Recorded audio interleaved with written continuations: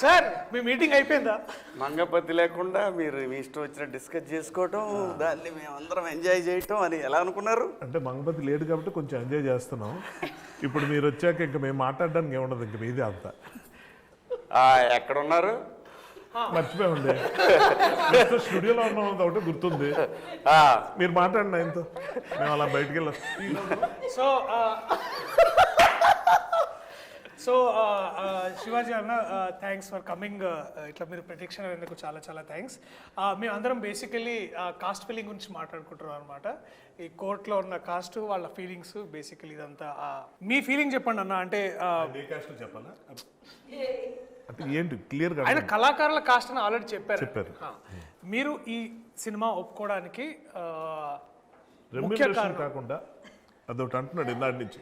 మీరు ఈ క్యారెక్టర్ ఒప్పుకోవడానికి రెమ్యునరేషన్ కాకుండా ఇంకా ఏంటి కాదు? నేను అనలేదన్న, కావాలని కల్పించుకుంటున్నారన్న. రికార్డింగ్ లో మీరు మాట్లాడండి సార్. నేను మాట్లాడడానికి ఏముండదు, ఇక అంతా మీదే బేసిక్. దాము ఒక్క నిమిషం. రీ ఎంట్రీ అనుకున్న తర్వాత హీరోగా కూడా సినిమాలు వచ్చినాయి, నేను చేయదలుచుకోలేదు. ఓ మంచి సినిమాతో ఇంట్రడ్యూస్ అవ్వాలి బిగ్ స్క్రీన్కి. సో ఓకే, వెబ్ సిరీస్ వచ్చింది, అది చాలా పెద్ద హిట్ అయింది, అవన్నీ కూడా ఎన్ని చెప్పినా బిగ్ స్క్రీనే.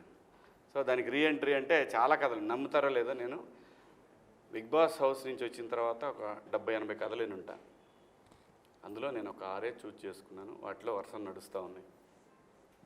దాంట్లో ఈ కథ నాకు చెప్పడానికి రమణ గారు ఉన్నారు, అది కో డైరెక్టర్. ఆయన ఒకరోజు ఫోన్ చేశాడు, వెంకట్ గారు ఇలా కథ ఉందని మా గోపికి చెప్తే నేను పంపిండి సార్ అని చెప్పాను. వచ్చారు. వచ్చిన తర్వాత విన్నా. నేను కూడా ఫస్ట్ అడిగిన క్వశ్చన్ ఇదే, ఈ సినిమాలో ఆ 2 క్యారెక్టర్లు ఎవరు చేస్తున్నారు అని అడిగా. అమ్మాయి అబ్బాయి. నాకు అంత పిచ్చగా నచ్చినటువంటి క్యారెక్టర్లు అయ్యి. సో ఇంకా ఏమీ అనుకోలేదన్నా, ట్రై చేస్తున్నాము, కాస్టింగ్ అవుతా ఉంది అని అన్నాడు. అన్నాక దర్శి సూర్యతేజ క్యారెక్టర్ చేస్తున్నానని చెప్పారు. మరి నేను చేస్తానా చేయనా అనేది నేను ఇంకా చెప్పలేదు. ఆవిడ చెప్పిన తర్వాత, ఆ క్యారెక్టర్ విన్న తర్వాత, yes this is the right film to enter on big screen అనుకున్నాను. దట్టు నాని గారి ప్రొడక్షను. ఎన్ని చెప్పినా నాని నేమ్ అనేది బ్రాండ్. వాల్పోస్ ఆఫ్టర్ హిట్ సిరీస్లు, అంతకుముందు తను తీసిన ఈ వర్షన్ సినిమాలతోటి తనకు బ్రాండ్ యాజ్ ఎ హీరోగా ప్రూవ్డ్. అది మనందరికీ తెలుసు. అది కాదు, మెయిన్ ఏంటంటే ప్రొడ్యూసర్గా తను ఒక బ్రాండ్ అయ్యాడు. పెద్ద సినిమా కిందనే లెక్కేది. ఇలా ఇంట్రడ్యూస్ అయితే బాగుంటుందనే ఫీలింగ్ తోటి చేస్తా అని చెప్పాను. సూపర్. నెక్స్ట్ క్వశ్చన్ అన్నీ నేనే అడగాల, మీరు కూడా అడగొచ్చు కదా. ప్రిపేర్డ్గా లేవండి, మీరు కూర్చున్నారు ఇందాక నుంచి ఇక్కడ. యాక్చువల్లీ నేను ఈ కలర్ వేసుకొద్దాం అనుకున్నా, ఎందుకో వద్దులే అని చెప్పి తీసుకున్నా. మీరు ఈ కలర్ వేసుకున్నారని నేను సరే, మా వాళ్ళు కూడా, మీరు కూడా హర్షలాగా బాగా మంచి ఇట్లా బాగుండదన్న, ఎప్పుడు వైట్ షర్ట్లు వేస్తున్నారు ఏంటి పొలిటీషియన్ లాగా అది అంటేను. నేను ఇట్లా యాక్చువల్ నాకు వైట్ షర్ట్ వేసుకోవాలనిపించింది, ఎందుకంటే కొంచెం లాయర్ లుక్ ఉంటే మన ఇద్దరు ఇంటరాక్షన్ దగ్గర నుంచి బాగుండేది. కరెక్టే. మేడం మీరు చెప్పండి, నిజంగా చెప్పండి, మంగపతి తప్ప కాదు అనండి. అలా కాదు, ఎవరి అభిప్రాయం వాళ్ళు చెప్పాలా, అది తప్పు. అది మంగపతి తప్ప కరెక్టా? If you are in Mangapathi position. ఏమండి, ఆవిడ పొజిషన్లో ఉంటే రైట్ అని అంటది కదా. అలాగే పోనీ నువ్వు చెప్పు దర్శి, మంగపతి తప్ప నిజంగా ప్రాక్టికల్గా రియల్ లైఫ్లో ఎలా ఉంటుంది? తప్ప అంటే అన్న చాలా చాలా అలా కాదు మరి, ఆ విధంగా ఒకటే ఆన్సర్ కావాలి, ఒకటే ముక్కలో. సూర్యతేజ తప్పే. సూర్యతేజ నీ సంగతి చెప్పు, నేను రియల్ లైఫ్ అడిగా దర్శి అని అన్నా. సూర్యతేజ వేరు. మీరు కరెక్ట్ అనిపిస్తుందా? అబ్సల్యూట్లీ. అబ్బాయిని ఇరికిచ్చాల్సి వస్తుందనే విషయం తెలియక అయ్యి ఉంటే మాత్రం మంగపతి రైట్. ఓకే, నేను నా ఫ్యామిలీ కనుక ఇలా ఉంటే I'm right, I did wrong, that's okay, I'm right అనేది రియాలిటీ. జనం మాట్లాడుకునే మాటలు కూడా ఎలా ఉంటుందంటే, ఒక దొంగోడిని ఒక బజార్లో పట్టుకొని ఇష్టం వచ్చినట్టు చిత్తకు కొడతారు. కానీ కొంతమంది ఏం మాడతారు తెలుసు, ఎందుకు పాపం అలా కొట్టడం, పోలీసులు ఫోన్ చేసి అప్పచెప్పొచ్చు కదా, ఇలా కూడా అంటారు. చెప్పు. కాదు గుడ్ ఆర్ బ్యాడ్ గురించి డిసైడ్ చేయాల్సింది ఎవరు? అంటే మోర్ దెన్ గుడ్ నేను అసలు ఆ డిసైడింగ్ పొజిషన్లో కాకుండా దాన్ని నేను కాన్సిక్వెన్సెస్ గురించి మాట్లాడతాను. ఎందుకంటే కాన్సిక్వెన్సెస్ డెఫినెట్లీ మీరున్న విధానంలో నాకు తెలిసి ఇంట్లో ఒక తెలియని అంటే మనం కథ చెప్పేస్తున్నాం మొత్తం. చెప్పొద్దు గురు, చెప్పొద్దు. ఇక్కడ అంటే నేనేమన్నా అంటే అన్న ఇందాక మీరు వచ్చే ఒక ఇది రియాలిటీ, ఇది అంటే ఇది reality. Reality madam, intention correct అండి. ఇంటెన్షన్ అనేది ఒక ప్రొటెక్షన్ నుంచి వస్తుంది. అది డెఫినెట్గా ఒక కుటుంబంలో ఉండే ఆడపిల్లల గురించి ఆ ఒక భయం కానీ ప్రొటెక్షన్ కానీ ముందు జాగ్రత్త కానీ లేకపోతే మనం ఇలా ఉండాలి అలా ఉండాలి అనే విధానం కానీ ఆలోచనలు కానీ ఎప్పుడూ ఉంటాయి. Intention is right. మంగపతి గారి ఇంటెన్షన్ చాలా కరెక్ట్ అన్నమాట. అప్రోచ్ రాంగ్ అయిపోయింది. మంగపతి ప్లేస్లో నేనుంటే రైటే, నేను కాకుండా మంగపతిని నేను బయట నుంచి చూస్తే న్యాయపరంగా తన రైట్, చట్టపరంగా రాంగ్ అంట. అంటే అదే తన దాకా వస్తే అనేది అందుకే చెప్పింది సామెత. అది కాంట్రడిక్టరీ. అది కాంట్రడిక్టరీ కదా. న్యాయపరంగా కూడా రాంగేనండి. న్యాయం అంటే ఏంటి? ఫర్ ఎగ్జాంపుల్ నేను చెప్పాను అందరికీ నచ్చింది న్యాయం కాదు కాదు కాదు కాదు. అతను చేసే పని వెనకాల ఉన్న సరైనది అనేది న్యాయం కాదు కాదు. అతను చేసే ఉద్దేశం, అతను చేసే పని వెనకాల ఉన్న ఉద్దేశాన్ని న్యాయమా కాదా చూస్తాం. అదే మరి ఆకలేస్తుంది, అందరికి అనిపించింది న్యాయం, ఎక్కువ మందికి మెజారిటీకి అవసరంలా నా ఒక్కడికి కనిపించవచ్చు. నేను అదే మంగపతి అదే అంటున్నా. నేను నా పిల్లలకి ఏదో టైంకి అన్నం పెట్టాలని చెప్పి దొంగతనం చేయడం నాకు న్యాయం. ఎందుకంటే వాళ్ళ ఆకలితో నేను చూడలేను. దొంగతనం ఎక్కడ చేసాం అన్నది క్వశ్చన్. అంటే దొంగతనం రైటా రాంగా ఎక్కడ చేసినా కూడా ఆడి దగ్గర 1000 రూపాయలు ఉన్నాయండి, 10 రూపాయలు తీసుకున్నాను అయినా కూడా తెలియకుండా తీసే కాబట్టి తప్పు అంటుంది చట్టం. సో ఏ పని చేసి మనం దేనికి తీసుకెళ్తున్నాం అన్న దాంట్లో మంగపతి క్యారెక్టర్ లైక్ ఆయన చెప్పినట్టు ట్రూ రియాలిటీ చాలా ఎక్కువ క్యారెక్టర్స్ ఉంటారు. ఎక్కువ ఉన్నారు కాబట్టి అది రైట్ అని కాదు, ఉంటారు. ఇప్పుడు చాలామందికి దొంగతనం చేయడం అంటే ఇష్టం, డ్రగ్స్ తీసుకోవడం అంటే ఇష్టం. మెజారిటీ అందరూ అదే చేస్తున్నారు, రైట్ అని కాదు, రాంగ్. ఎప్పుడు రాంగ్? మనం దాని నుంచి వస్తున్న రిపర్కేషన్స్ అండ్ ఫ్యామిలీ ఎలా ఉంది, నిజంగా మంచి జరుగుతుందా లేదా, మంచి పేరుతో మనం చేస్తున్న పనులేంటి, మంచి కోసమే కానీ దానికోసం ఎలాంటి కట్టుదిట్టాలు. అసలు ఆయన సీన్లు కొన్ని ఉంటాయి కానీ అంత జడ్జిమెంట్లు ఉండవు, రైటా రాంగా అది క్వశ్చన్. అక్కడ సర్కమ్స్టాన్సెస్, ఆ పాయింట్కి వచ్చేసరికి సర్కమ్స్టాన్సెస్. ఆ కుటుంబం మొదటి నుంచి ఎలా ఉంది, ఆ కుటుంబంలో ఎవరు ఏంటి, ఇవన్నీ సర్కమ్స్టాన్సెస్. వాయిస్ ఎవరికి ఉంది అన్న దాని మీద ఉంటుంది. ఎక్కడైనండి ప్రపంచంలో ఎక్కడైనా సరే ఎవరైతే రెస్పాన్సిబిలిటీ తీసుకుంటాడో వాడు ఒక్కొక్కసారి గీత దాడుతుంటాడు. కానీ అది ఓపెనింగ్లో బిగినింగ్లో ఇంటెన్షన్ అనేది కనుక అదే ఉంటే he's bad.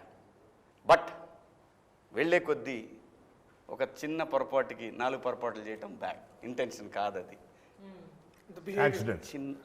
He's Duryodhana there. తెలుసు దుర్యోధనుడు నిజంగా చాలా గొప్పవాడు, నాకు ఇష్టమైన క్యారెక్టర్, అందుకే ఎక్కువ సార్లు ఇదే సీరియస్ క్వశ్చన్లో మేము ఇందాక కూడా ఒక సీరియస్ క్వశ్చన్ అడుగుతూ అందరిని అడిగాను అన్న. మిమ్మల్ని కూడా సీరియస్ క్వశ్చన్ అడుగుదాం అనుకుంటున్నా. చాలా సీరియస్ క్వశ్చన్ అన్న. ప్రొడక్షన్ ఫుడ్లో మీకు బాగా నచ్చిన కర్రీ ఏంటి? చాలా సీరియస్గా నాకు వంకాయ ఎక్కువ ఇష్టం. ఓకే, ఇందాక చాలా మంచి డిస్కషన్ వచ్చింది. బట్ ఈవెన్ బెండకాయ అనేది కూడా సహజంగా డైజెషన్కి మంచిది. బెండి పెట్టారా మన ప్రొడక్షన్లో ఇప్పుడు? చాలాసార్లు పెట్టారు. ఎందుకంటే ప్రొడక్షన్ ఫుడ్డే తినాలి, బయట తెచ్చుకొని తినకూడదు. ఎందుకంటే నేను అక్కడ బయట తెచ్చుకొని బయట ఫుడ్ తెచ్చుకుంటాడు ఇంటికాడ నుంచి నేను అనేది డౌట్ అడుగుతున్నా కోపం. నేను కరెక్ట్గా చెప్పా కదా. కరెక్ట్ మంగపతి ఎప్పుడు కరెక్ట్. అది okay, before we end this ఒక పాజిటివ్ నోట్లో ఎండ్ చేయమని నాకు చెప్పారు. సో పాజిటివ్ నోట్ ఏంటంటే ప్రతి ఒక్కరు ఇక్కడ ఉన్న వాళ్ళ గురించి, వాళ్ళ దగ్గర నుంచి మీరు నేర్చుకున్న ఒక విషయం ఏదైనా.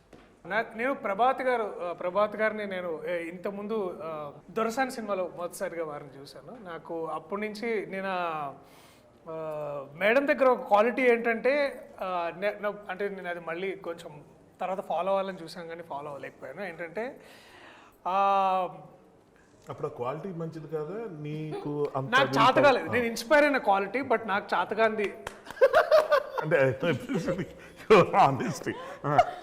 ఏంట క్వాలిటీ, మనం చేయలేని క్వాలిటీ ఆవిడలో. ఒకటే సీన్లో హస్బెండ్ తోటి కొడుకుతోటి చేసిన ఒక సీన్ ఉండింది దాంట్లో దొరసాని. టాపిక్ మారుస్తున్నాను అర్థమైంది, బట్ నేను అడుగుతా. చెప్పండి. దొరసాని సినిమాలో నాకు ఏం నచ్చింది అంటే అదే చెప్తున్నాను ఏంటంటే కొడుకు వాడు బేసికలీ ఒక పెద్ద ఇంటి అమ్మాయిని లవ్ చేసి ఉంటాడు అండ్ ఇంట్లో అదే టైంలో వాళ్ళ హస్బెండ్ కూడా ఉంటారు. సో అబ్బాయిని తీసుకెళ్తారు. సో ద వే వారు బాధపడిన విధానం అండ్ ఆల్సో కన్ఫ్రంట్ చేసిన హస్బెండ్తో మాట్లాడింది నాకు చాలా బాగా అనిపించింది. అంటే అది డైరెక్టర్ గొప్పతనమా ఈవిడ గొప్పతనమా? అంటే ఇప్పుడు డైరెక్టర్ ఎంత చెప్పినా చేయాలి కదా యాక్టర్గా. బేసికలీ నాకు అది మీద పర్సనల్గా పగ ఉందా మీకు? మిమ్మల్ని కంఫర్ట్ ఇస్తున్నాను. అలా లేదు. నేను ఏం మాట్లాడాలి నెక్స్ట్ నెక్స్ట్ మీరే మాట్లాడాలి. సరే లాస్ట్ మీరే మాట్లాడండి. ఇంకేంటి మేడం? మేడం ఇంకేంటి? ఇప్పుడు నెక్స్ట్ మ్యామ్ చెప్తారు.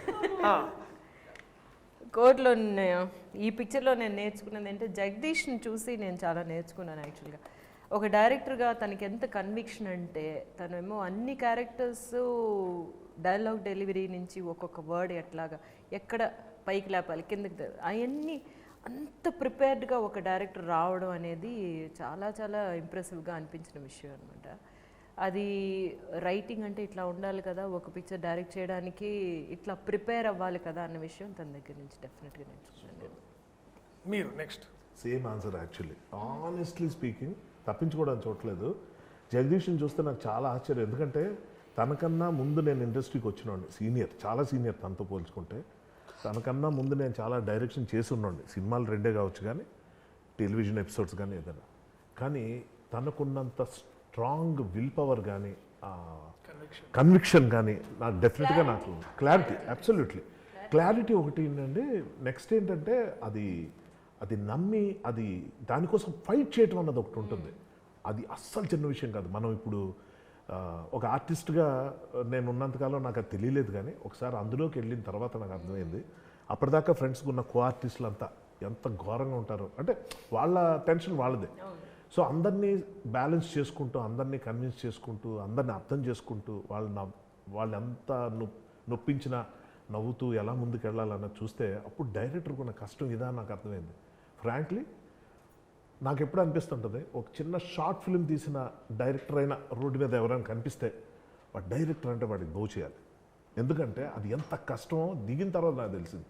అప్పటిదాకా ఏమనుకునేవాడిని, రాయగలం, ప్రూవ్ అయిపోయాం, డైరెక్షన్ కూడా చేసేయచ్చు, యాక్షన్ కట్ట యాక్టర్స్ని పర్ఫార్మెన్స్ మంచి వాళ్ళు పెట్టి అది కాదు. బిహైండ్ ది సీన్స్ చాలా ఉంటాయి. వాళ్ళు యాక్టర్స్గా ఒకటి, పర్సన్గా ఒకటి, ఇలాంటి చాలా ఉంటాయి. అక్కడ ఉన్న టెన్షన్లు, క్రైసిస్ మేనేజ్మెంట్లు అవన్నీ.